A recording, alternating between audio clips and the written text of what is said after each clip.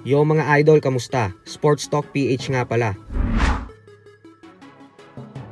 Ang pahayag ng legend, pag-usapan natin yan mga idol. Ngunit bago ang lahat ay huwag kakalimutang mag-subscribe at i-click ang notification bell button for more sports talk. So habang papalapit nga po ng papalapit ang laban ng ating pambansang kamauman ni Pacquiao, ay padami na din ng padami ang mga legendary fighters na siyang nakukumbinsin na maitatawid ni Pacquiao ang tagumpay sa kabila ng edad nitong 46 anyos. Ito po ay matapos nilang makita ang kondisyon ni Pacman sa mga training footages nito.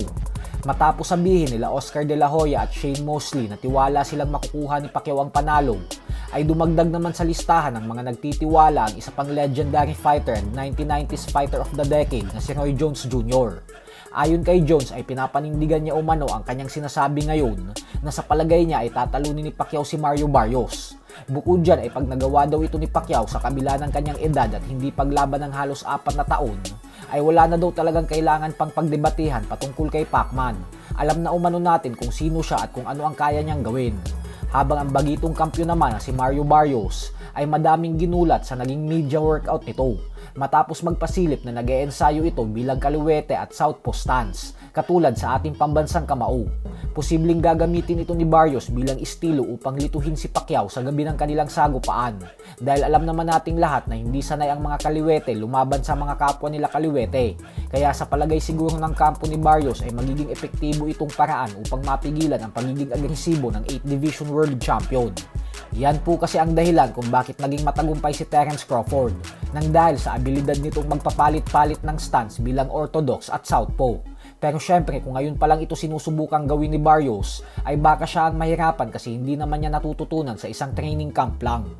Sa kabilang banda naman mga idol, ang former 2 Division World Champion naman nga po na si Brandon Figueroa na siyang lalaban sa undercard ng Pacquiao vs Barrios ay sinabing kating-kati na daw siyang magpakitang gila sa event na ito kung saan susubukan niya umanong kunin ang Fight of the Year Award kontra kay Joet Gonzalez. Nanggagaling po sa pagkatalo si Figueroa sa huling laban niya kontra kay Stephen Fulton. Kaya naman gutom na gutom ito ngayon na makabawi. Bukod dyan ay sinabi din ni Figueroa na si Pacquiao daw ang nagbibigay sa kanya ng inspirasyon upang mas lalong magpursige sa sports ng boxing. Paliwanag ni Figueroa na dahil umano excited ang lahat makita ang pagbabalik ng legend na katulad kay Pacquiao, kaya pati umano silang mga lalaban sa undercard ay nahahawaan na mag-ensayo ng maigi at magpakitang gila sa event na ito. Lalo pat milyon-milyong fight fans umano ang susubaybay sa Pacquiao event. Kaya napakalaking oportunidad daw nito para sa kanila upang magpakitang gilas at ipamalas ang kanilang abilidad at kakayahan pagdating sa ibabaw ng lona. Kaya hindi niya umano sasayangin ang pagkakataon na ito.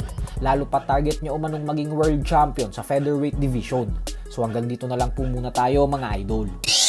Sports Talk PH, kakaiba ang laban ng mga Pinoy. Lakas at dedikasyon ng armas na tinuon. Kamaong nagbabaga, ang sayo ay babaon. Mga Pinoy na ating